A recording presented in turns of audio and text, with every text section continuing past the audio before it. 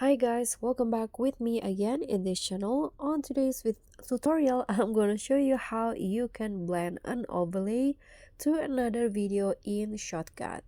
So here I've already added the main video and I'm going to add an overlay to this video. So go find the overlay option, click on add overlay, and then choose the overlay video that you want.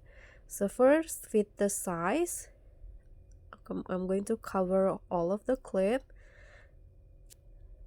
Okay, drag it like this until it cover all of your clips, and at the bottom find the blending option and choose the one that you want. So I'm going to use the normal one, but I'm going to lower the opacity like this, and after that just click on the check icon. So you can just choose the one you want and it will be added just like that.